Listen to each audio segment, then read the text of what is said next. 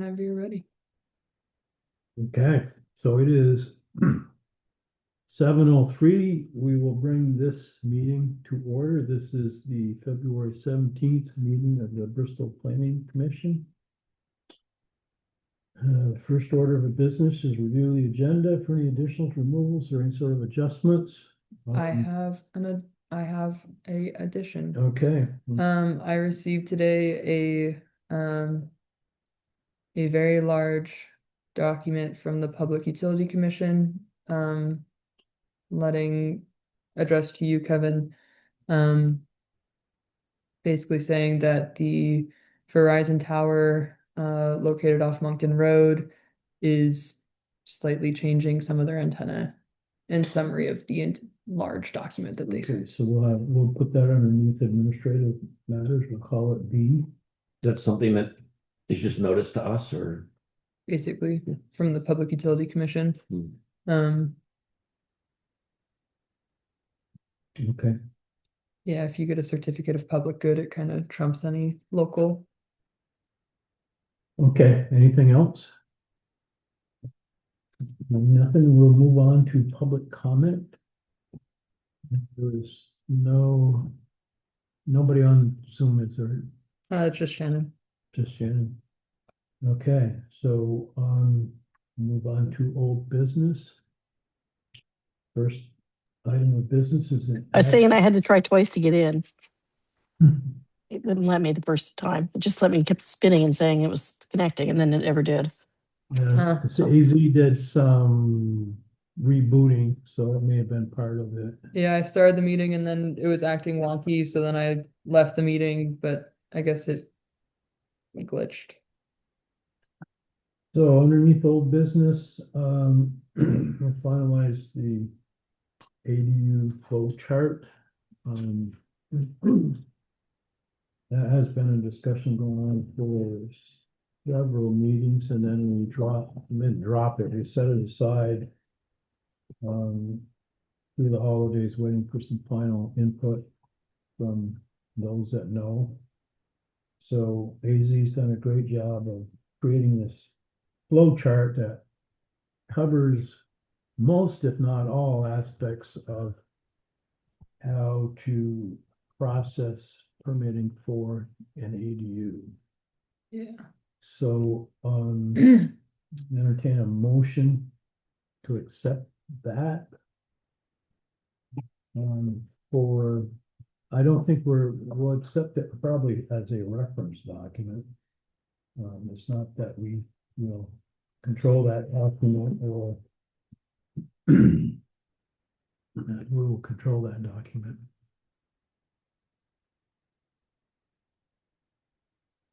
Anybody want to make a motion?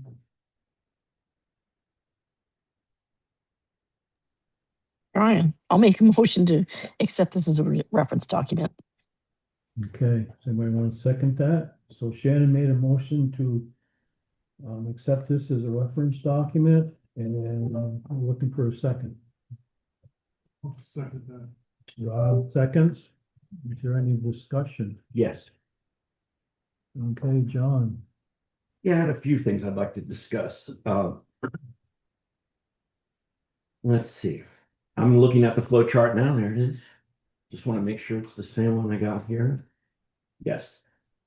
I would like to see in the purple boxes where it says DRB conditional use approval. I think the term, and so I'd like to see that say review, because it shouldn't imply approval or disapproval. It's the term is conditional use review. Well, we'd have to get approval to get the permit. I think I see. maybe that where that came from, like you need to get through this. You need this to get to the next one. Gotcha. All right, so that was one issue. I don't know how to resolve that, but yeah, so it goes through that. Okay. But if it doesn't get approval, it doesn't flow into blue, I suppose, right? But, Right, there would be no permit. right. So there's that. Under the new detached mixed use accessory building and ADU, it's not really mixed use as the regs are typically using that term, like where I have a mixed use building, it's residential, office, commercial retail mixed use or a mixed use district that allows all those things. So I find that term a little bit confusing. I think it's really two uses that we're talking about there, because each of those is in a distinct use. The accessory building or structure is one use, and the ADU is the second use. And so I think that's important terminology. So I'd like to see that adjusted before we approve anything. Adjusted to what? Oh, I don't know. I'm open to suggestions, but I think it should reflect that Multiple use? multiple uses or two uses or New detached structure. plus. With two uses or. Yeah, something like that. That makes sense. Yeah, that would, I think, address it. Then the next flow, if you follow that line over, conforms to accessory setbacks. To me, I think, a building like this that has two uses in it is the most impactful of all the ones listed here, potentially, right? Like building something new inside of a house is not that impactful, or even an addition onto a house is maybe not that impactful, but two uses as added to residential use. Like, to me, I think that the accessory structure, assuming it's approved, ought to comply, that is, meet the setbacks for a single family home. That comports with the state, and it doesn't require more setback than a single family home, but it might be just as much as the single family home. I'm only suggesting that for this particular type of proposal, because the other ones I think are less impactful or less potentially impactful. This one is easily guessable, the most impactful, Yeah. and should maybe have the greatest setback. And I think we're, like I said, in line with state law. If it's the same as a single family setback. And I would like us to discuss that before we approve this thing. And Can I? well, if I could just make my last point, Yeah. and then I'll leave it be. In that same line, as I long said, I'd like to see Bristol's rules on ADUs be more permissive than the state, which the state law allows, specifically says, so towns can have more permissive rules. And then we've talked about some of those in the past, but I think, again, because this is two new uses, this ought to go to conditional use review, this one course of action. There's nothing in the state law that precludes that, because the state law doesn't contemplate an ADU plus another use. It doesn't speak to that at all. It's silent. So we can Is assume. a single family home with another use a conditional use review? I think Depends on the we should, use, I suppose. think we should back up, because, and AD can be more succinct about this, but we have talked to two levels of lawyers, plus regional planning, plus League of Cities and Towns. And Yeah, League and Cities and Towns was first, and then Housing County, and then lawyers to so, figure it out. and then this is the conclusion out of all those discussions.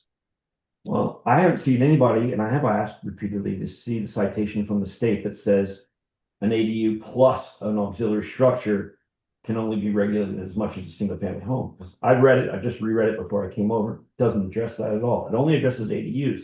So I'd like to see them before we vote and settle it. I'd like to see whatever advisories you might have from scholarly, learned, and legal people about that, because I haven't seen anything convince me that the state is reaching beyond the language of the statute to say, oh yeah, if you want to have a cement plant and put an ADU on top, then it's not a cement plant, it's just an ADU. Like, that logic obviously doesn't follow. This doesn't either. So having it a conditional use, though, is more restrictive. Conditional roof, not really, because the state statute is silent on these dual uses buildings. It doesn't say that if you have an ADU and an auxiliary structure, you must do X, Y, and Z. It is silent. It only talks about ADUs. No. And therefore, so the first one, an existing accessory building, you want to convert it. The state statute is clear about that. To the ADU, we can only limit it or regulate like a single family home. A new detached ADU, state is clear. You can only regulate that no more than a single family home. An addition to a single family dwelling, or I would add, this doesn't have that in there, but you convert a part of an existing family dwelling to an ADU, not an addition, but Inside. inside. Those two things we cannot regulate more than an existing single-family home. However, the statute is silent on accessory buildings and ADUs, which are two uses as defined by our rules. It's not true, I think. If I, What's not true in Definitely that? two uses. it is, You know, it is two uses, but, so single family home with an ADU in it is also two distinct uses. Right, but the state is clear that we can't regulate that any more than a single family home, and I have peace with that, no problem. Right. Not arguing that point. State is I mean- explicit on that. They say an ADU is an ADU inside a single family home, etc. They do not talk about two new uses in a new building. Therefore, we are at liberty to deal with that as we wish. I think, given our history, that a simple conditional use review, which would make that possible for someone. Or more restrictive. Because if the other use is something as in a new garage, which would be totally permissible with a single family home and a garage in one building, right? So it would therefore then also be the same for an No, ADU. you're extrapolating to the language. So the language of the law, if you want to read it, it's right here. The language talks about ADUs, period. Yeah. End of story. Yeah. And so a new use, a new building, that is two uses, auxiliary structure and an ADU, by common sense, is gonna be a bigger, more potentially impactful building Then what?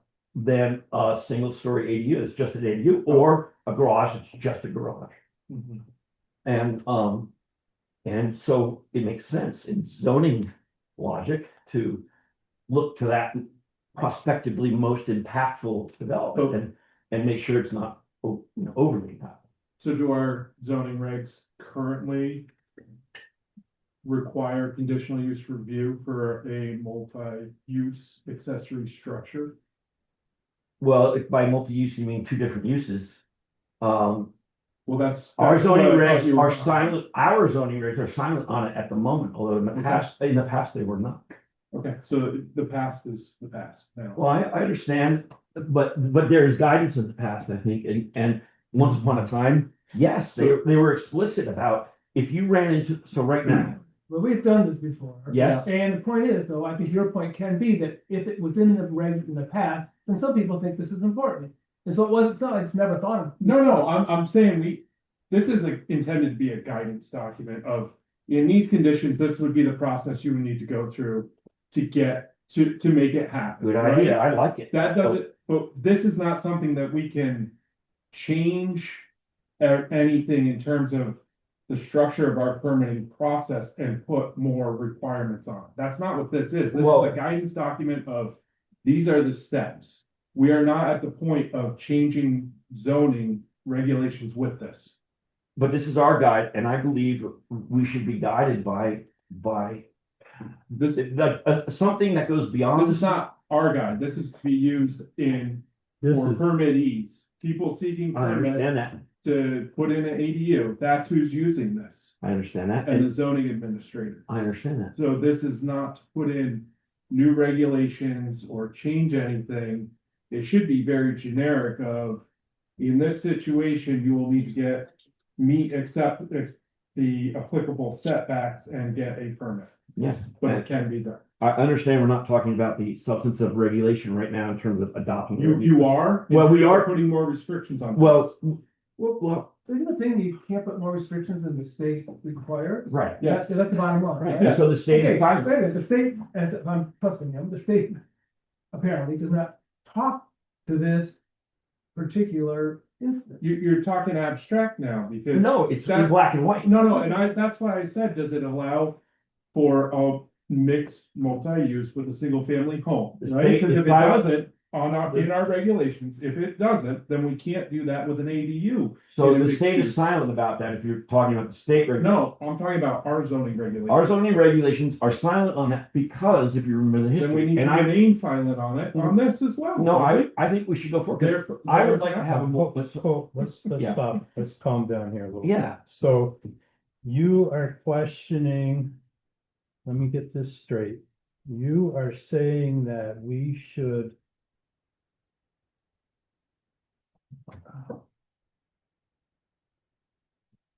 You're saying that you want to add You want to a put a review here before here. condition. I think we should, But yes. The paper one you gave us had that on it, is that the older one? yeah, I don't Yeah. change it, but it's, at least somebody was thinking that the DRB might get involved in this, in some. That was before talking to lawyers. And that's just, and So- as a separate matter, I have endorsed, and I still do, being more permissive in the state. So for example, So the state says if you have a duplex, you can't have an ADU. That's one of several rules they have that shuts the door on you. If you have a duplex, end of story, you can't have an ADU. So We can let's adopt a rule talk- that would allow that if it goes through conditional use. So we've got a motion on the floor to adopt this as an advisory document. It's been seconded. You want to change it? You want to make a motion to modify the motion? Uh. Well, my hesitation is only that I know this doesn't change the policy if we adopt this in whatever form. So This the flow chart doesn't. So our you know, my- discussion's not getting anywhere. I want to have, I think the way to solve the discussion, we're in a do circle right now, do. Is to make a motion to do whatever you want to do, which what I'm hearing is you want to add a box that says you got to go through a conditional use. And then we will entertain Well, that. if this is the motion. current policy of the town, then this is the current policy of the town. I disagree with that policy. So if you're illustrating the current policy of the town, you're illustrating the current policy of the town. I have some deep disagreements about that on this one category of zoning, where we all already ran into a problem. And as you guys know and are tired of, my advocacy for a more permissive rule on But ADUs. I'm asking for a. So I'm not making a motion. Okay, Make a motion? okay, so All right, you want to make I'd it? like to make a motion, this is, the first motion is to remove the word mixed use and make something up that. Something, I gotta make it up, You gotta and make it use up. the term two different uses. Two different uses, okay. And just so we know what we're doing. I'll second A that. mixed use is just wrong. I'll second that. And so, Why is- okay, so the motion on the floor, right, the motion to amend the motion on the floor right now is to modify the box that says new detached mixed use, change that wording to new detached two use, Two different uses. two Two use. uses, Make it English, but you know, yeah, two uses. We got a little box, we don't want a story in it. Okay, It could be detached. Two new uses, because it is new detached, detached, it's two uses. two New uses. detached building with two new uses, one's accessory, one's an ADU. It's Sitting in parentheses, on the- Got okay. it. But So that's- let me see, you made that motion, anybody want to second it? I did. John seconded the motion to amend. So we're gonna talk about the motion to amend, which is to amend that particular box to say new detached two use is. Any more discussion on that? Okay, everybody. in I favor don't, of that? I have something. I'm sorry. Oh, go I ahead, guess Sandy. I guess I don't agree with it. I think mixed use implies two uses or more. Yeah, I think the point, well, John, It's you, ambiguous, and it conflates with other uses of like where mixed use is a defined term in the zoning, so it kind of opens up the opportunity to be a little confused over Night that. night.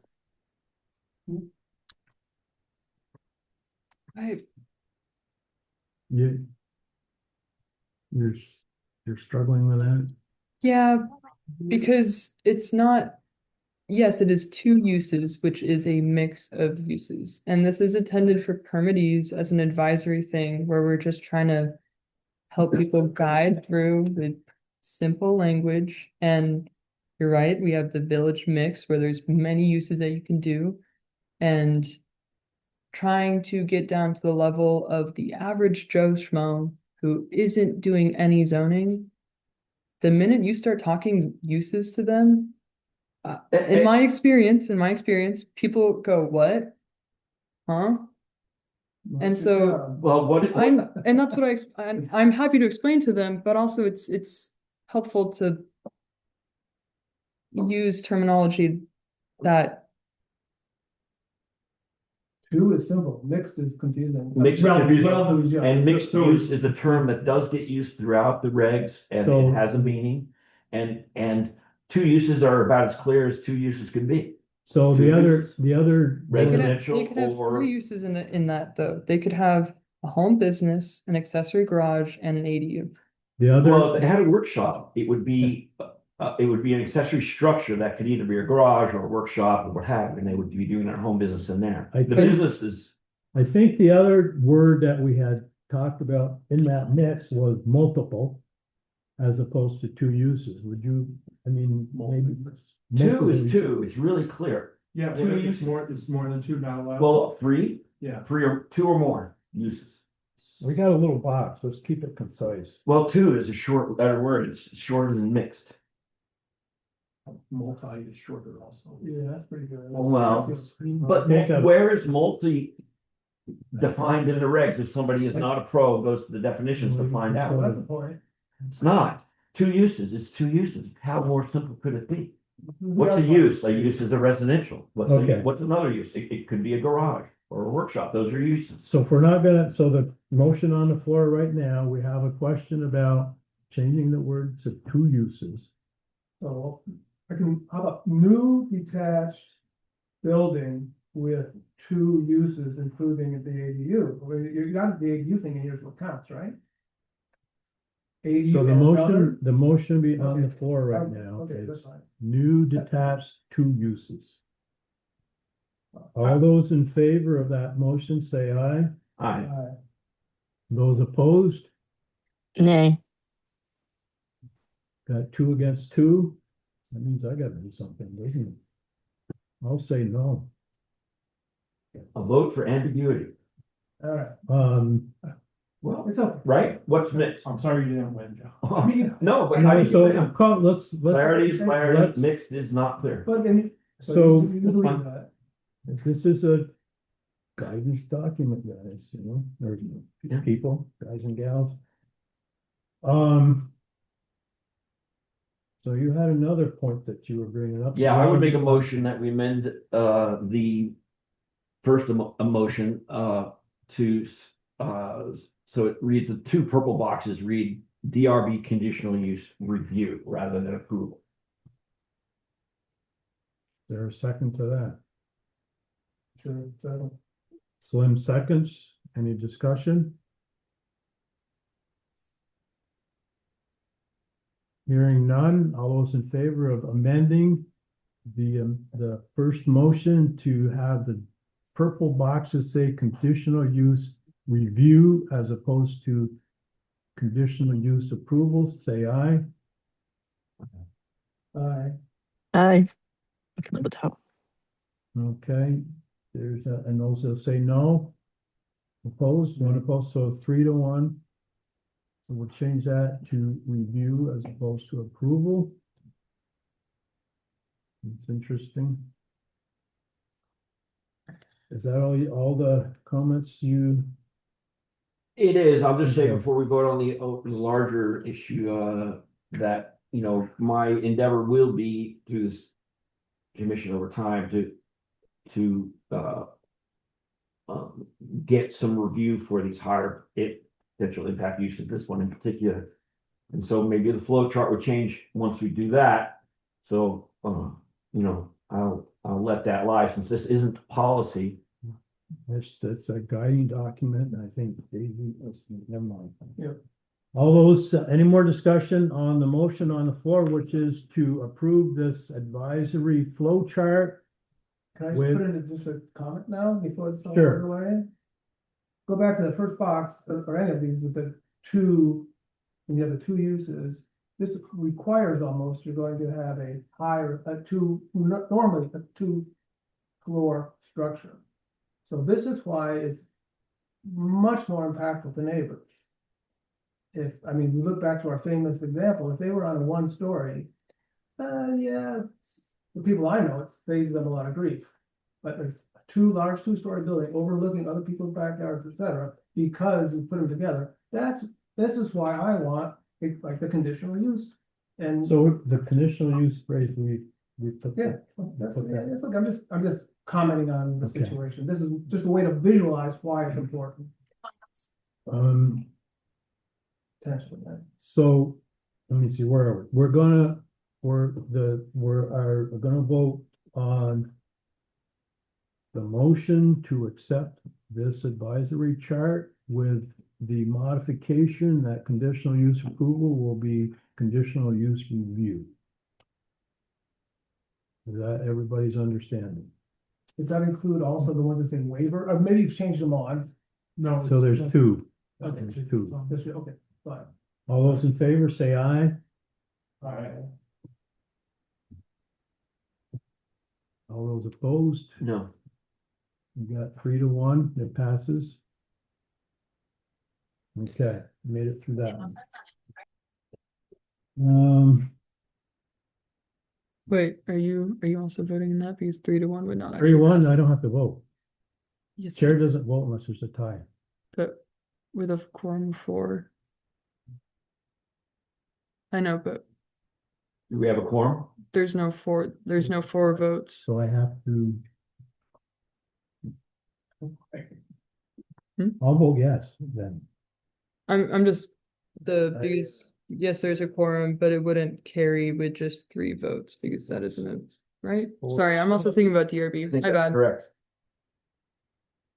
I think that's correct. It has to be a majority of the quorum. Right?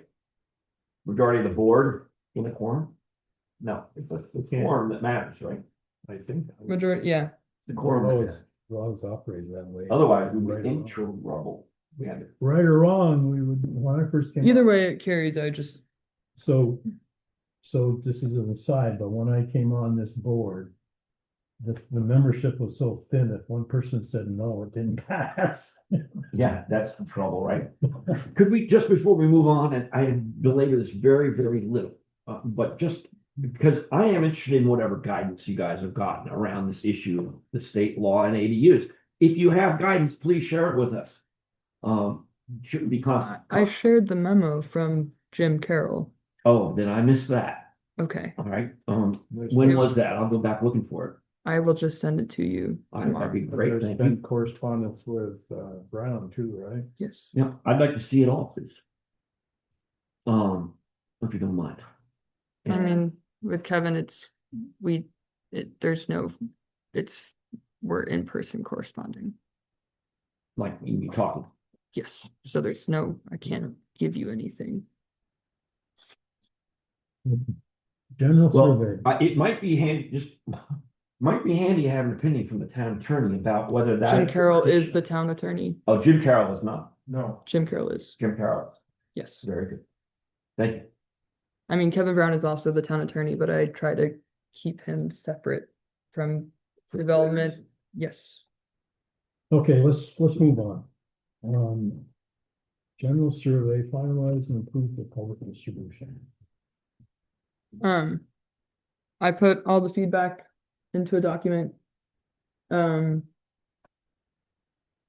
put out some next steps of just like how to write a survey. The planning commission did a lot of this work already at the January meeting, kind of outlining the purpose and what you're trying to do. And what the next steps are.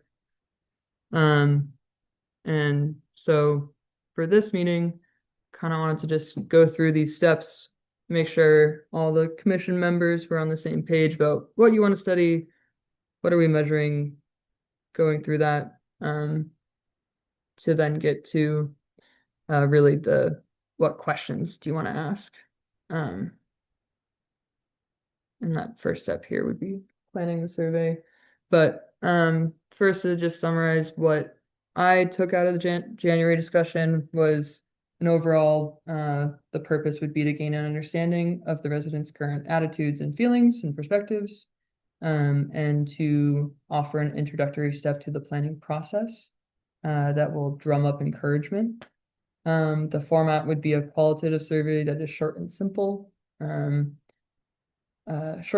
also leads to higher level responses, gives people a little bit more freedom in their answers. The target population is all of Bristol, as we're trying to get the residents. perspectives. And your comments overall was just wanting to make sure that it is concise and thoughtful and that we're not taking up too many people's time. If we're trying to do this for town meeting day. And some questions that were suggested at that meeting. Slim, you suggested this one. What is the most important thing for you in the future of Bristol? And Ellen suggested this of, do residents in Bristol have plans for their future? Summarize a little bit of the topic of a housing survey based on the students' draft template. And I think it's a good jumping off point for a later, larger housing survey or research process. But if we're focusing on a survey for town meeting day, which is coming up in 2 weeks, 3 weeks, 2 weeks, then getting this really finalized tonight, so I can get this all prepared. The next steps. And to that, I give it to you. Anybody want to start with some opinions? Glenn, what do you think? Do I think a survey is a nice idea? Marginally, I guess. I mean, yeah, I think it should be very simple though, and maybe like the type of question I brought up is like a general question that anybody could answer. I think a lot of questions don't want to be too specific about things because most people don't quite have a great grasp of. I know anybody would like what they can afford in the future, all these kinds of things, sizes of houses. I mean, of course, people have dreams, all this stuff, but I think like, how would you like to see Bristol evolve? Then you'll hear back about you, but then, but in the specifics of housing, yeah, that's fine, but I think it'd be a little bit, it would be for me anyway. I mean, yeah, the housing is for later. Oh, okay. Later. We're Okay. focusing. Okay. I split the discussion into what was a town meeting survey and what was Oh, kind of a yeah, jumping oh, off point of yeah. housing. Yep. And we're focusing on town meeting. Well, yeah, that type of question, I think is fine. I don't know I don't know if I expect too much, but sorry. Shannon, what do you think? Sorry. Yeah, again, I think it's definitely a good idea. Town meeting day survey. I think something on a postcard and maybe one or two relatively informal questions that, allow people to write one or two sentences to sort of give us an idea would be a good idea. Okay, John. Yeah, I definitely support the idea of surveys generally, and like I would love to see us get behind maybe a series of surveys over the course of a year, whatever we felt like we could manage, and maybe chip away, because to me a survey is not just one way. It doesn't just deliver information to the person conducting the survey. It's a way of educating and engaging people too. So for example, I would like to see, I appreciate general open-ended questions. Let me step back for a second. Your memo outlining sort of how to approach a survey is very, very helpful. I found that a really good sort of beginning guide to what we might want to engage in and how, if we do that, how we go forward, and it has lots of good advice in there and that sort of thing. So thank you for that. And I think we should pay close attention to that, like sort of how to do a good survey memo that's part of your overall memo. And back to my main point that there is a point here, like we know some things that have happened in Bristol. We know the state, it's basically a factual statement, but not without details that says Vermont's addressing the housing crisis by calling for more density in housing development in village and towns across Vermont, right? That's pretty controversial statement of, well, summation of what's going on. In Bristol, we're following suit. We've increased the density in our village and in their town for housing. That also is a simplified but factual statement. What do you think about that? Do you understand the implications of that? We can say things, so an introductory sentence or two provides an opportunity to frame things for people and educate them. And I would like to see us and I'm not talking about this first survey maybe, but if we're going to commit to a series of surveys that design them that way, gives us an opportunity. One of the questions I think I've always wanted to ask people simply because it comes up in casual conversation as a downtown resident. Trucks and their Jake brakes, like some towns have ordinances about Jake brakes. I don't know if they enforce them or not, but they have them, and there's signs that say don't use them, whatever. I'd be curious to test the temperature of people do they see that as a problem? And if so, do they imagine there's something we might do about it? Maybe they all say it's not a problem. Then we know, we never have to think about that again. But maybe they say, yeah, boy, that really bothers me. There's a lot of people say, yeah, to that. Then that also gives us guidance. And so that might be helpful. So I think some specificity along those examples could be super helpful. And I'd like to commit to a series of surveys, and they could be, if it's a series, each one could be short. And that probably increases the opportunity to get responses. And it also, the act of surveying itself, especially if you design good questions, we're trying to encourage participation in people, planning the future of their beloved town, right? And so it helps them understand that we're doing this. This is ongoing, that these questions are in the offing. And in that sense, it's a public relations tool, even as it educates us about how people feel about specific questions. So while I have some tolerance for open-ended questions, how do you feel about Bristol? It's kind of I could write an essay about that, and it'd be complex, and some of it would be good, and some of it would be bad, but it's a little open-ended, and people, as you said earlier on another subject, people are not planning, nerds like we are. They don't know. So if we ask them for semi-professional judgments on how you think planning should go, what do we expect them to say? Something professional? Something informed? We haven't informed them yet. So I don't know. Those are general comments. I would support the idea of survey or surveys. I'd like the more specific the questions, often the better in my experience with surveys. And last comment is we've done some surveys, 15 to 20 years ago, there's a couple of surveys in town.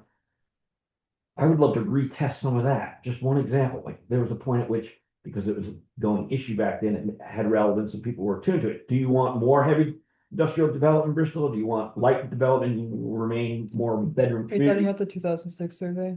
That might have been it. I don't remember the year, something like that. But that was kind of interesting. The responses surprised me because most people were like, yeah, light industry, absolutely.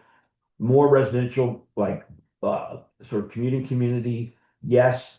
And the support for heavy industrial was very, very slight. And it surprised me that it was like half of what I guessed it might be.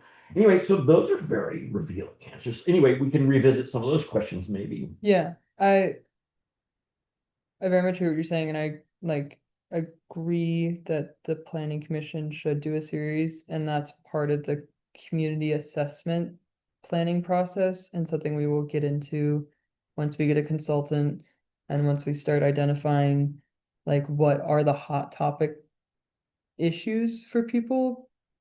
My intention with this town meeting survey, and I think Shannon brought this up too, is just getting a pulse of how do people even think about planning? We know the answer to that. I mean, but We know the answer to that until they well, have if an the issue, they answer is don't. no, then why aren't they? Well, But that's what the intention of the survey is to say, hey, let's even just start the idea of a discussion and get a general sense of what if that you saw the postcard example at the last meeting, or was it 2 meetings ago? maybe it was two. I didn't see that. Maybe It was, I saw it. yeah, it's a postcard survey where people are just given the opportunity to say, what if anything was possible? What would you do? And people drew a subway coming from New York City. So this isn't trying to get into the nitty-gritty of yet. It's just giving people a space to go, what if? And I'm so supportive of that. Just as somebody did some work in the noise field some years ago. When Rudy Giuliani was elected mayor of New York, he was like the quality of life mayor. You may remember his campaign. It was all about I'm a quality of life mayor, and he won. Great. And the first thing he did was establish a quality of life hotline. Go a toll-free number you could call 24 hours a day and leave a recording about your problem, whatever that is, in the city, and he would presumably send somebody to deal with that. what was the number one, like by orders of magnitude, like something like 70% of all the calls were about noise. You know, people like these plates that the guys put down the street are rattling, feeling I can't sleep, you know, whatever. Super revealing. Um, and you know, there's an opportunity for us So to find out what you people would are want thinking a about. quality of life question. Let's move along and Just to ask them, what are the actual issues in your life? Like, are your neighbors shining their lights in your eyes? You have an issue with that? Barking dogs, Yeah, so again, noise, the like those bigger are things. question you're asking for is like, what is your quality in life in Bristol?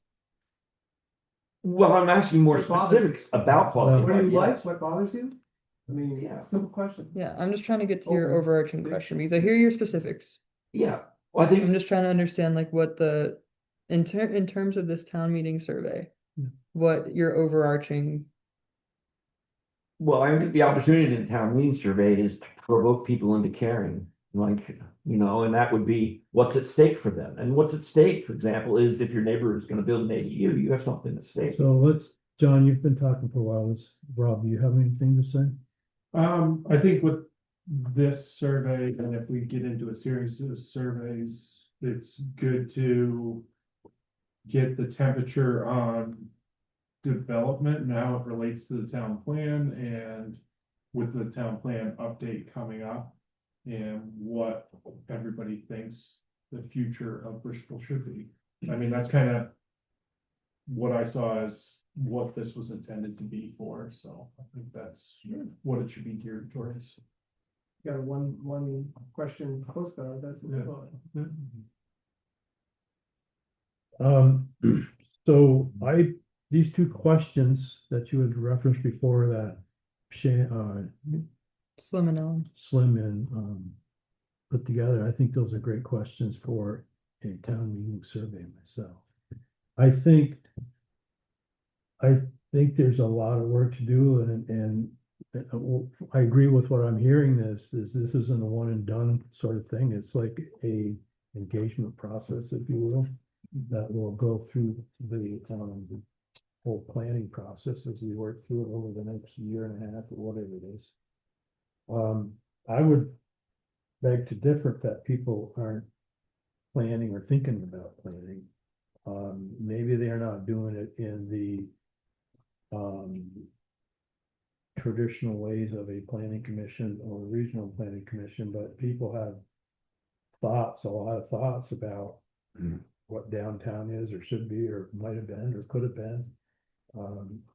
Where there should be, where Shaw should move to so that they can drive up to the front door instead of have to walk across a big parking lot and on and on and on. So I think they're not organized thoughts, but I think people think about that. And I think these two questions are probably a good introduction.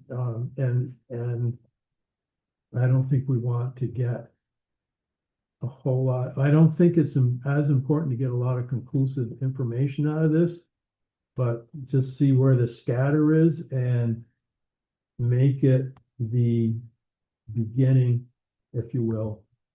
It's the beginning of a process and get people attuned to that. Good. Segue. Sorry, I don't want to interrupt you. I'm all done.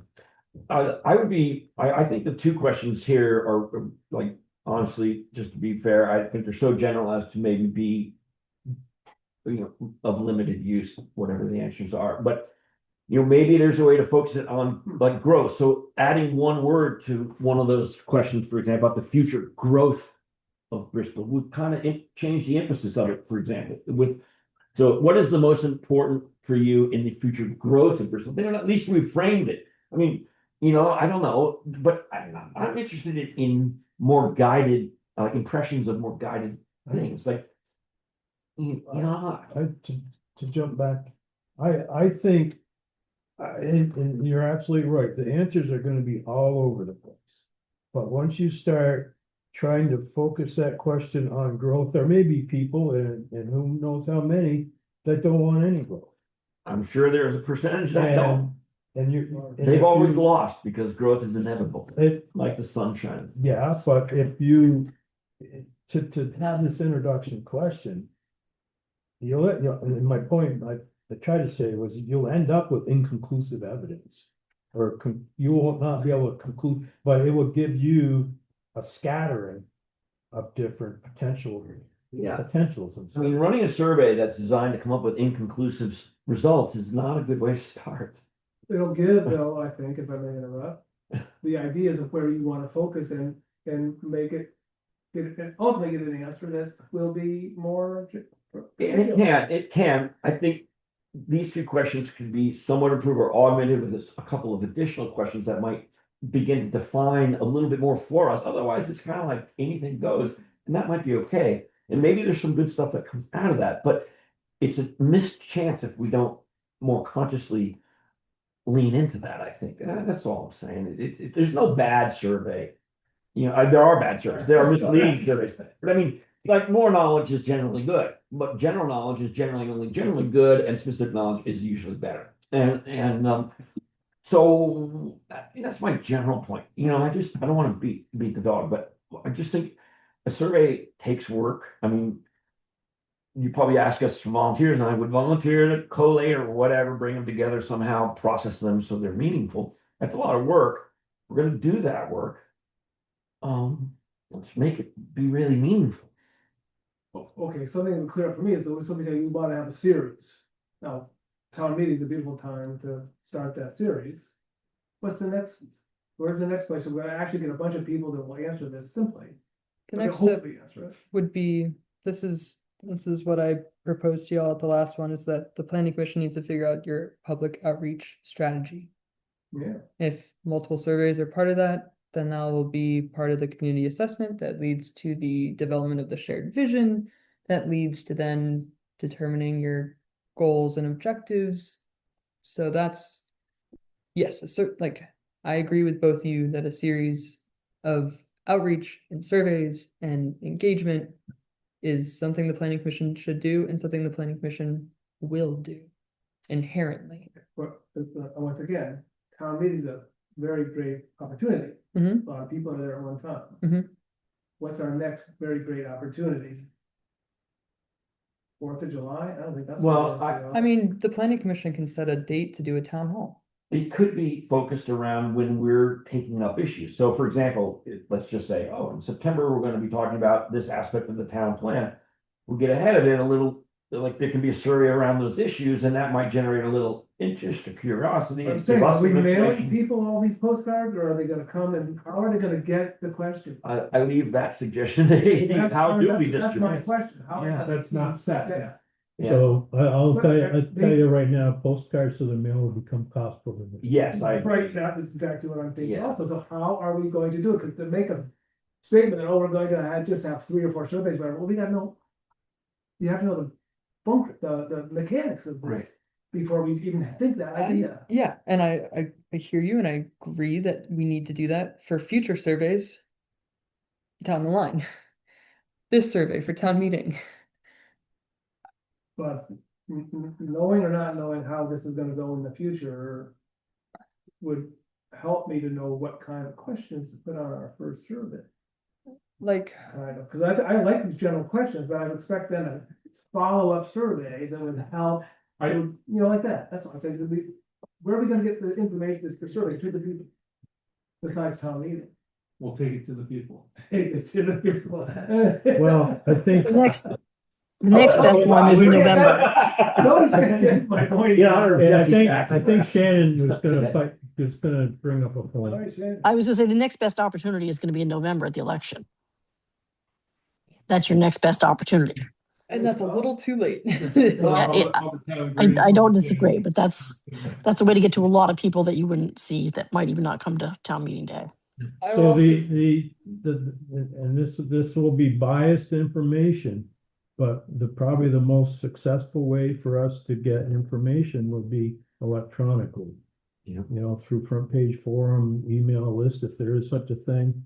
The Regional Planning Commission did a survey last year, I think it was, and they had online, interaction with it. You could go. Go and do something. Yep, and we could try, if we had that sort of interaction, we could, sell it Let's- multiple times on the front porch forum. We could even go to some of the civic groups and like say, you know, like you can walk them through it.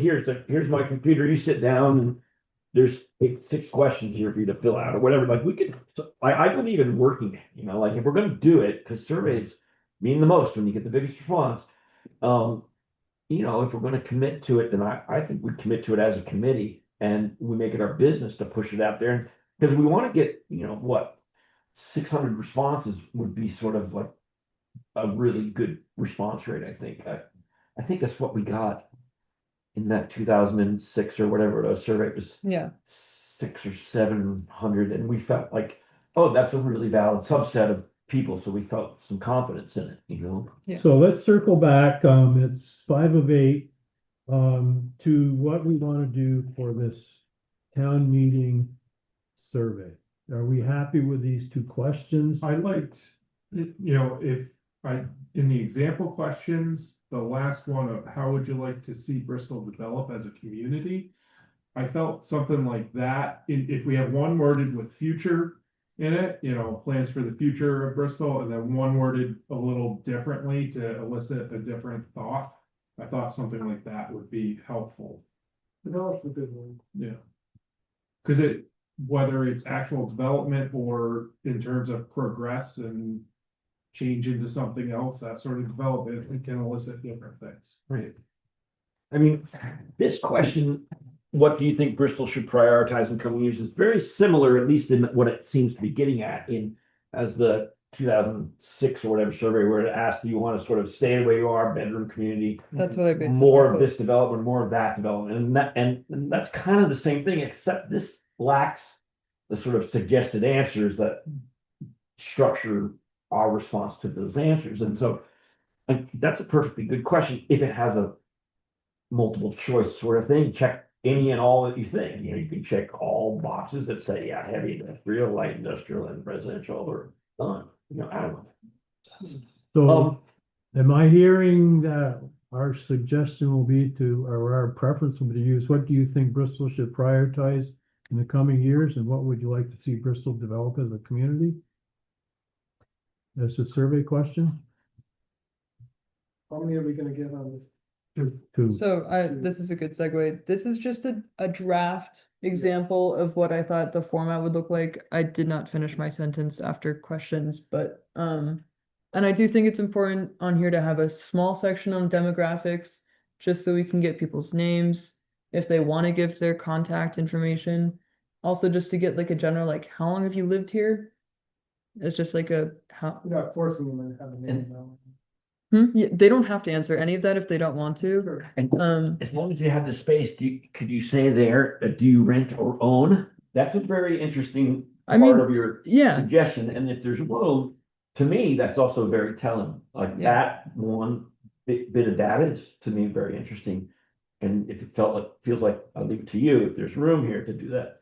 Yeah, I mean, this is just like a draft thing that I put up trying to come with that like postcard. We're just trying to get a very like, here's what we're doing and a little blurb on top of like the planning commission is beginning to do the work. We're just trying to do this survey to get some feedback. You don't have to, you can answer as many or as few of these questions as you want. You can go into as much detail or as little detail. You can draw a picture, you can write, just leaving it very open-ended. It's up to them however they want to respond. And I included the question of how long you lived in Bristol, have you read the town plan, and would you want to be included in future planning outreach? That's just like 3 things that are like getting a general sense of how long people have been here. Just see like compare that to their questions of like if they're like, I'm planning to live here forever and never die. Then and or if they've only lived here for 2 years and they're like, I plan on building a business, da da da da da. And then also if you've read the town plan, if people are saying no, then we clearly know that the town plan isn't accessible. Yeah, I think it's really good to ask people if you've read the town plan. I'd love to know how many. I guarantee it's 95% haven't, but still good to know. I would say 99, but. 99, all right. I'm Probably taking you go like over. that. Yeah. I mean, So the other, I would like to introduce for a little discussion, and again, I don't want to draw this out, but I'm kind of intrigued with this question. Do you see yourself living or working in Bristol in the next 10 years? that's a good question. I appreciate that So- question. So anyway, we need to pick 2. I tell you what, and I'm not suggesting this, but if you really want to grab people by the ears and make them interested in zoning and planning issues, we could issue the factual statement. It is now okay for your neighbor to knock down their single family home and build a triplex or a fourplex or whatever. And on that same lot. I'm not saying we should do that, but if you want to engage people, that kind of question will certainly do it. And so at some point, as we go forward with this tool of surveys, I think we should be blunt like that. Because those are the stakes. So let's get back to the questions we're gonna ask on the survey and then close it up for this item. And I guess a question for the planning commission is once you select the big questions, um, the formatting of things, is that something that you would like me to give you to show you before I send it out? Because we're again 2 weeks from town meeting day, or is that something where um, I'm thinking that format, if you keep that format the way it is, Yeah, the only thing I would change is when you say contact information and demographics, put optional in it. Yep, yeah, I have some You know, things but to I finish, so I like think that format instructions. is there. Great. It worked for, I don't know, I'm just talking for myself now, but I don't think we need to deliberate that. Okay, cool. I I think just that format's Questions fine. are enough. Everybody thinks Yeah. that's good. I think that's They- fine. Okay, so Make 'em the count. issue now is which questions? Well, you read all 6 of those, I can't read that far away. so we talked about the prioritize or the. The last And question, the living or working in 10 years, and then we had talked about the last question as well. yeah. I would drop out the 10-year thing because that's really neither here nor there. People don't know. Okay, so the questions would be, what do you think Bristol should prioritize, and then what would you like to see? I mean, could we say something like, what do you think, what kind of growth do you think Bristol should prioritize in the coming years? We're talking about growth, right? Or is it open-ended enough that maybe it's not growth, maybe it's something else? Yeah, I don't know how you want to direct it, so. Yeah. Well, So so let's- what we do, this whole endeavor and what the DRB is managing growth that is inexorable. That's what we do. It's not like growth is an option that we can choose not to have. No, but it's all related to. I'd rather know what they would like, what they think, not like putting in an arrow. I get that, but again, it's very open-ended. I'm not gonna fight it hard because I think we'll get the answers we get, but I just, as long as you're doing the work, I'm pushing to be as specific as we can and have them be as meaningful as we can. And also able to, like, it's one thing to ask yes or no questions or, things that have answers of 1, 2, 3. When you get to open-ended questions, it's very difficult to quantify those, except if each person sits down and reads them all through. And that's a lot of time commitment. So are we gonna do that? Because we can't quantify, we can't say 50 people said this, or to some degree, we might be able to. For more narrative I mean, answers. It's only 2 questions. I think I can read that. Yeah, well, that's a good point. It's only 2 questions. Okay, so what I'm hearing is we will use the questions, what do you think Bristol should prioritize? And what would you like to see Bristol develop? Is there any- How do you think Bristol should develop? I think worse. Bristol prioritize, they're so, oof, Prioritize, I don't really love that one. like what? Yeah, I don't love that one. Prioritize, I think we should prioritize, forestry. And what were the future the other phrasing ones that we were throwing around? the other one was so I rewrote these questions that were on here just for the wording sounded chunky in my as I was but what is most important for you in the future of Bristol? In parentheses, I put growth because that was your comment. So what is most important for you in the future of Bristol? Do you have plans for your future in Bristol? Rewording those two just to because do residents in Bristol have plans for their future? Wouldn't be a question you ask to the residents. It would be, do you have plans for your future in Bristol? Yeah. And then what is the most important for you in the future of Bristol? Just changing that around just a little bit to say what is most important for you in the future of Bristol. Because somebody's gonna say, clean air, somebody's gonna say jobs, and someone's gonna say whatever. Good. And that'll give us, yeah, that's good. Yeah, That's what I Okay. want, that's what I want. So, So is that, can everybody Most live with important that? for you, Okay, we're done. okay, wait, so the two questions are these two, as I just read them. As you just verbalized. Okay. Okay. And then is it possible too that we could put out just a sheet to collect people's email addresses on town meeting day?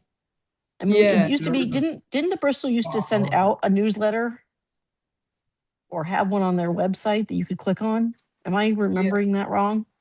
I on this, I do have a contact information where people can give their contact and say, do they want to be included in contact? Do you want me to have a separate, just like Or email anybody sheet? who, yeah, because I'm just thinking some people won't bother to fill this out, but you Yeah, might still get somebody to fill out their email address to say, we produce a newsletter, would you like it?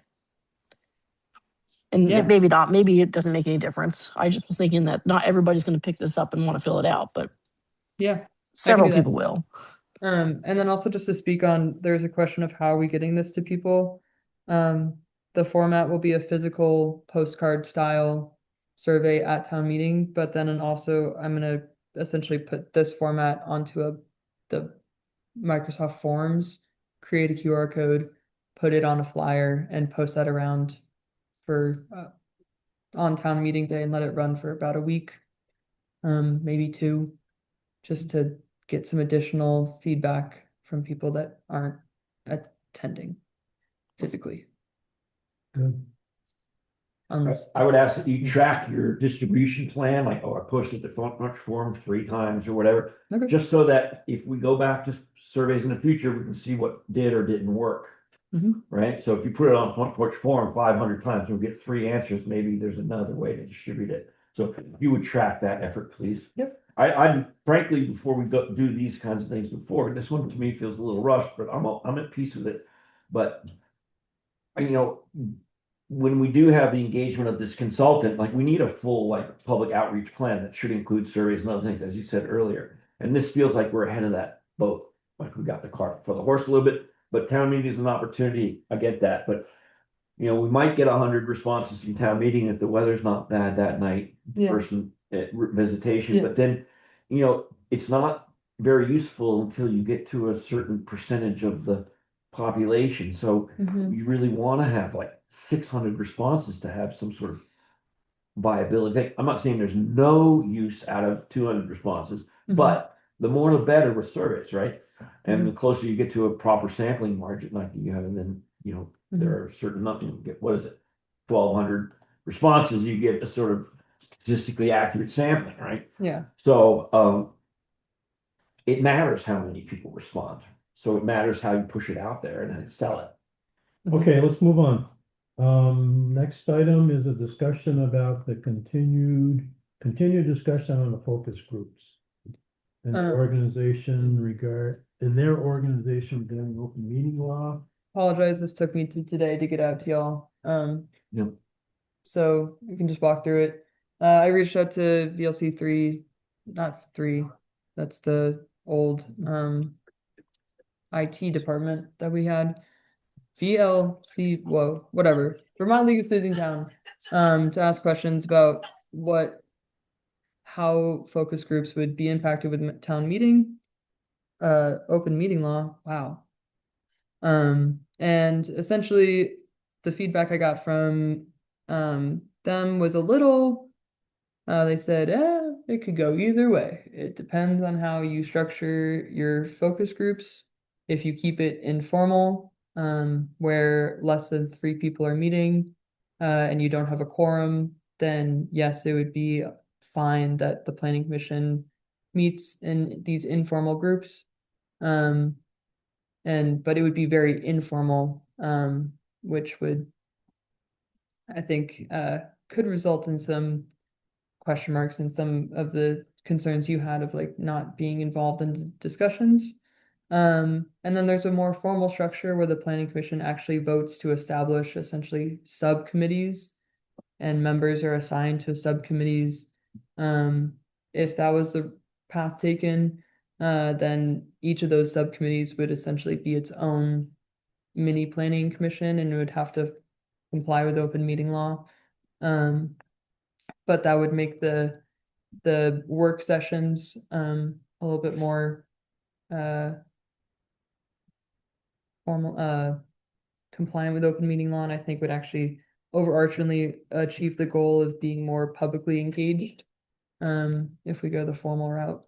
But I wanted to present this to the planning commission for your consideration on how you would like to do it, and it's can be an ongoing discussion that does not need to be decided today. So to be clear, it was less than three, not three or less members. Well, 3 or less. Okay. Anything less than 4. Because less than three would be two or less, Sorry, yeah. unless it's 2.5 members, but. That's supposed to be 4. Sorry. It's less than a quorum. A quorum is 5. We're a 9-member board. Then I guess the attorney from VLC got my math all confused because he was saying 4, and I told him we had a 9-member board. That doesn't, no, it's not. So then Maybe he meant, or that person meant up to and including force, if 5 would then be a quorum, yeah, I think like double check the that. numbers That have sounds been right, yeah. a little wonky, but essentially if you don't have if you have a quorum, it is a meeting. If you have more than you are having a meeting, but if you have less than a quorum, it can be an informal work session. Even an email with all of us on it is a quorum. Yes, yes. So that's kind of the feedback I got. And then for put together like what you need to do to comply with open meeting law. And a lot of this is stuff that I do in the background anyways. But I think it would involve the planning commission to really decide what y'all want to do, and I'll work with you. Go ahead, John. Getting Actually, back you in can't see that. the old days, the aughts, some 20 years ago, around big controversy in town, we did have pretty interesting, I thought, maybe you remember this, I guess focus group would be a fair call for. We did it at the Mount A Dining Hall, and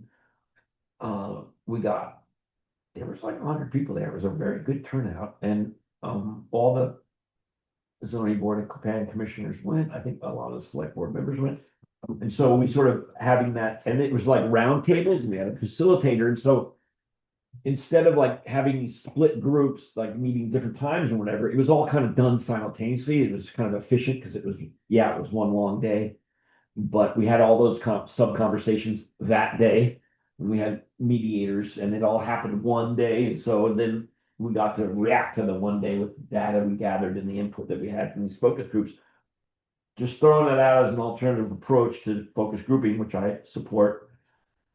It's again a ton of work, and if it's meaningful, you gotta pull together the results. I think that's a different thing than what we were talking about doing with these focus groups. These focus groups were more like work groups. Right, more like work groups. Should work on different, Yes. as a committee, still work on different sections. That's right, it's just Through us, there, Yeah, it okay. wasn't Right. a. not a public thing. Necessarily a meeting.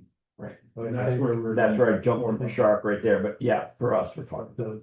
The format is similar in the sense that we would all meet like on another Tuesday or something. on another, And then afterwards. break out. Yeah. To our groups for that meeting, and then on the second meeting, we all come together, and that's what the subgroups mean. Is there any sense or feeling for or against, like having a day where all of us are present, like a retreat of well, if sorts? all of us are present, then it's a meeting. Yep, and it's open to the public to come and observe if they want, but it's us deliberating over these various issues, and Don't we people make- come or don't. Do we think we need a little more time? That's why we have this extra meeting. And that would be let's just say the informal get together, 3 or 4 people would get together and work on their specified task. Have a little get together and come up with some things, come back to the formal meeting and share. Yeah, I mean, that's I a mean, fine structure That too. might get it along a little Yeah. quicker, right? I think my initial impression is you can't do it in a day. Probably not. No, It would be a marathon. for 3 people to get together, if it's 3, we're gonna be able to, I think, I know I can do it, and even busier people can probably find that time and you'd have a kind of a good time, relaxed time about it and do it, every month, whatever, however fast you have to do it. Even more than that, of course, but, going through all the formal requirements of a meeting seems like it fulfills this, and to say So- that, So I have experience with the school board, which has been sued over meeting law, not while I was on the board, but in the past, so. They are extremely cognizant and cautious about open meeting law, and we've done breakout groups, of course, there's a Zoom czar doing all this kind of stuff. And I think particularly if we were all in one location, so like. It's what are we meeting, the third Tuesday, let's say, for example, we meet the first Tuesday to do these little groups. They all come together and we're in different areas, we're all here at the same time. Somebody's gotta be a scribe, or you gotta come out with minute meetings, and then, you gotta record your activity and stuff. I was a little confused, cause you put something in there about video recording and subcommittee. Yeah, that's it's either the 2024 or the 2025 amendments to open meeting law. Is that advisory bodies or No. non-advisory bodies have to have a hybrid. Which is, I can follow up with VLCT on that again too, of just like how, So that could be a challenge, but. Yeah. But I think that the value of us meeting in smaller groups, I mean, you've witnessed the conversation tonight on wordsmithing stuff, so I mean, we're not gonna get any depth or we're not gonna be able to trudge through a lot of documents at the group as much as we can with focus groups, in my opinion. So I think that's an important aspect.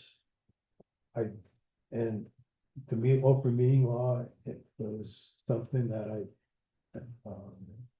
it's onerous, but I think it has to be doable. And recording it, maybe nothing more than somebody's got a PC set up with Zoom on it, each one of these groups. yeah, if everyone brings their laptops to a meeting, I can create breakout sessions in Zoom and just send you to your own Zoom breakout session. Technology is not the issue. And again, referring back to the school board, when we had breakout sessions, I raised a few questions from the public, which we typically don't have, and they do. And it was solved, or it was stated that you can walk around, you can punch in and out of any of these focus groups you actually can. It's not like we're fighting anything. So.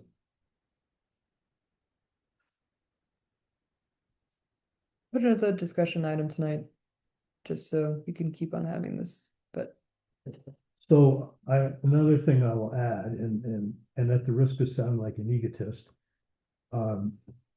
we will be having a reorganizational meeting in April. And I will, if I'm nominated, I will not accept the nomination for the chair. So with that in mind, I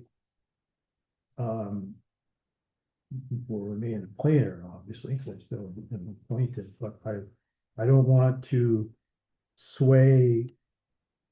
I don't want to sway something that somebody in a couple of months is going to pick up and wish they hadn't done it that way too. So, whoever that might be.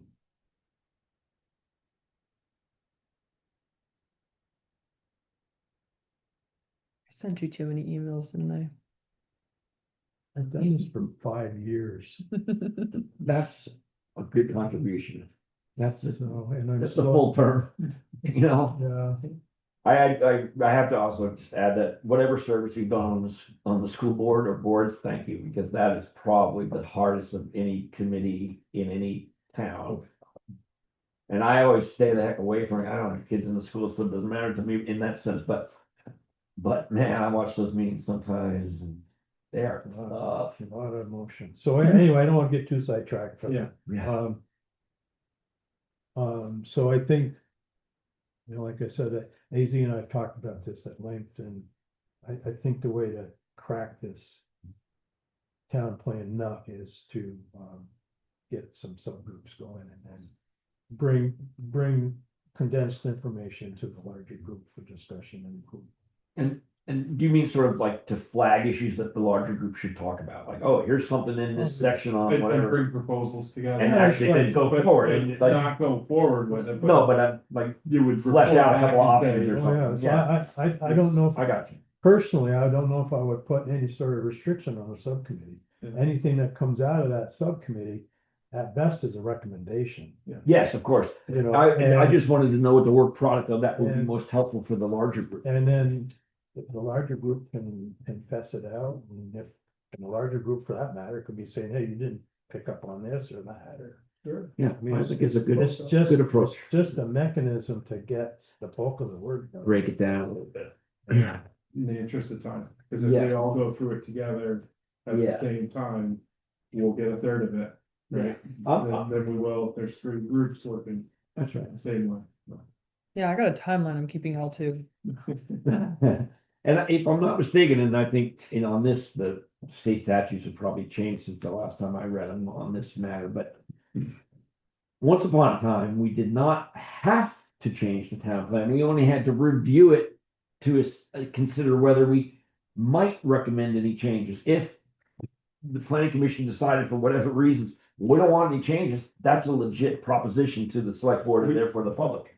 We don't have to change everything. It has to be Right? updated every 8 years. 8 years is what it is. It has to be updated. And So, in terms of what updated is, Yeah. that's an interpretation, but it needs to go back through regional planning for review to make sure that it's in conformity with Right. everything it needs to be in Right. conformity with. And so there are some things that we are going to have to do. Yes. Related to that. And we're like, what, how many years into our adoption of the last town plan? 2? No, No. 6. Yeah. That's why we're doing this Definitely. now. Time flies, right? Yeah, The town town plan plan, was- I'm thinking of the regs, that's correct. Yeah. Right, wow, 6 years in. so I think to follow on with Rob's thing is there's 2 things that drive updating as opposed to reviewing is regulatory statutes. When we did the 2020, there was all sorts of new statutes regarding some of the environmental sections. And the other is data doesn't stand alone. Demographic data doesn't stand alone. It's not static. So That's right. all that stuff has to. Yeah, no, there's has to still be some in used. there from the previous round that we weren't able to get updated Right. at the last update. So- You might have the same statement, I want motherhood and apple pie and all this kind of stuff. That statement doesn't change, but Yeah. The the demographics. the about demographics and the legal, the logistics of what's being driven in law changes, so. Mhm. Yeah, we have to add in those housing mandates. Not targets, not mandates. It's mandated that you have to put them in the town plan, but it's not a mandate that you have to do the target. To clarify. Same as the energy plan. And so this was at the last meeting, we talked about the climate action office and their draft plans. Bristol was selected, and I did ask your question of, is there a catch? There's no catch. And if there's no catch, it's really just they're trying to figure out how to there's no catch for this program. I don't know what the state's doing 5 years from now with this, but in terms of this program, they're simply just looking for feedback. It's a way to help the planning commission frame the update process and start So- to ask questions. So if we go through all of that, and at the end of that process, we decide to not use any of that and do nothing with whatever came out of their stuff, there is no obligation to. But we can say your plan sucked, your guide sucked. We didn't like it. It didn't help. Thank you, it's not for us. Or thank you, it wasn't helpful. Okay. Yeah. I've received the draft plan and it's or the draft guide, and looking over it already, it's very similar to how the planning process is approached, where it's community assessment. And this planning guide is really just, I think, helping smaller towns, and I think Bristol is very fortunate to have a lot of experience in the planning commission. But for smaller towns, especially, to start asking those bigger questions on who is most impacted by flood events? Where in your town could there those kind of questions? And And we were selected, we applied for the municipal planning guide. But they, after our interview, decided to give us the social resilience planning guide, which I think will best align with our goal of public outreach and engagement. But there's no catch. Yeah. And if there is, I'll give you $5. I don't want money, just, you were right, it was fine, Great. okay. So let's close up this one here. I think we are still working down a path to do focus groups, but we Mhm. need to work out some of the open meeting law stuff. Any final comments on that? I space, if we were to do it in like a breakout sort of format, space would be a restriction of how and where and everything. If we were to try to do something here, just in my head of having 3 groups trying to work at the same time in different sections. Just the logistics of that physically. Is there an advantage to have us all in the same building? Or- No, I'm just trying to think through the options that we're kind of filling out there and like what's gonna work best or not work best and. You know, if we have it as I don't know if there's any qualifications, if we have it as a set time, just in different places, if that, I don't think that makes a meeting necessarily, it's just 3 of us. It's but- certainly doable, but in my mind, you could have a meeting in AZ's office, you could have one here, and you could commandeer another office somewhere in here. Chris and I have been talking about putting the table that's in my the table in my office, moving it into his office. And there's some rearranging happening, so I think doing like actual breakout sessions here would be logistically possible. Yeah, just If so not, we it's could not also like this spend, end of the table, that end of the table, because together, that would be way too distracting. Oh, yeah, right? I Yeah. agree with that, I think. and I think we can also send people upstairs if there's no events. Okay, let's move on to the next one's an action item, which I'm not sure if we're ready for this yet or not to approve an additional meeting day. I think, I was hoping there would be more people here. Our next meeting is The 17th 17th, and then our organizational meeting is when? April, So the one after that, March 17th. so. And then that puts us into May. So if we're gonna start breakout sessions, when will we start, or the subgroups, when would we start that? When would be the target to start that?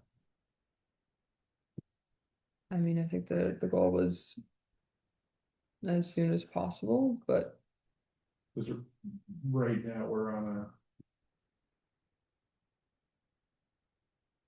April, May timeline to start.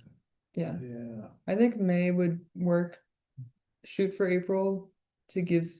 Hope to get it resolved next meeting, next regular meeting. And then that could also be when the vote for a second day happens. Once there's a more solidified work group plan. Because I know some folks didn't want to do Tuesdays as a second meeting day. That's why I was hoping more people would come tonight. That seems like the obvious choice. so I entertain a motion to table that. Yeah, I'm looking at the lab. Second. Rob makes a motion to table the action item of additional meeting day, John seconds it, any discussion? All those in favor say aye. Aye. Anybody opposed? Passes unanimous. Next item is no new business. Next item is approval of minutes. They were sent out in the package. Entertain a motion to approve them. I would move to approve the minutes. John moves to approve them. Next up in there. Slim seconds. Any discussion? Hearing none. All those in favor of approving minutes, say aye. Aye. Aye. Anybody opposed? Any abstentions? Passes. The new item under administrative actions is the PUC notice for the tower. Yep. Town plan printouts.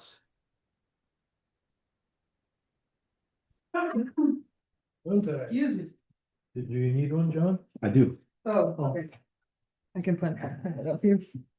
I was gonna scan this in, but it's essentially a de minimis application for the essentially Verizon Wireless for a certificate of public good to modify the existing tower. I read through this, like I mentioned earlier, they're changing some of the antenna and they're actually reducing the size of them from around 6 square feet to they're removing 3 antenna and putting up new three, removing 3 antenna that will be replaced with 3 antenna that are smaller than the current antenna. What was the location again? This is the tower off Moncton Road. Just up Former cable the TV one. what I call the home light. Now you get close to Bristol and you see it blinking up there. I know I'm home. Okay, Um, it's more of a notice from the public utility. this is PUC's telling you what's going on. Yep. They're There- letting us know that the applicant is applying. No, that it happened and it's Oh, approved. it's happened and approved, yes. Yeah, it's Late.